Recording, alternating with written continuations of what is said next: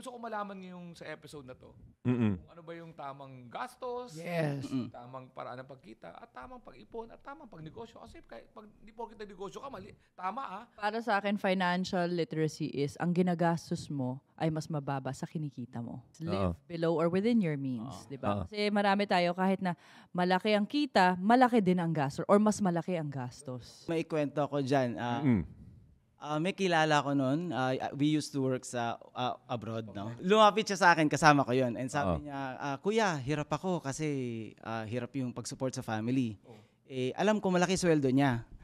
Tinanong ko, magkano ba sweldo mo sa Pinas noon? Nalaman ko kung ano yung sweldo niya namin sa abroad, 10% lang yung sweldo niya sa Pinas. Ganun lang kaliit. 1/10 lang. Sabi ko, ikaw nagsusupport sa family mo? Sabi niya, oo. Sabi ko, nabuhay naman kayo. Sabi niya, nabuhay kami. Ngayon, ano problema mo? Hindi ko rin alam. Hindi mo na mapagkasya. So let's say for example, 15,000 yung sweldo niya dito sa Pinas. So 150. Oo, nakasya niya yun yung dito pa siya sa Pinas nagtatrabaho. Kasya ng pamilya niya.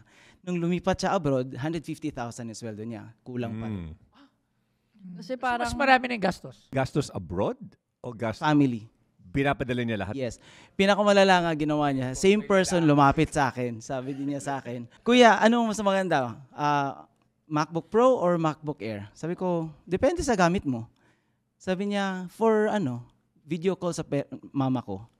Sabi ko, ba't ka MacBook Pro? Mag-Air ka na lang o yung mumurahin na computer na laptop. Binili niya MacBook Pro. Bumili siya ng MacBook Pro for video call.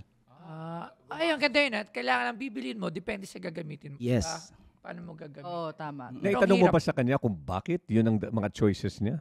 Oo, sagot lang niya, wala kuya eh. Doon mo makikita yung decision making ng mga tao. Parang ang sakit nun Actually, ganun talaga eh.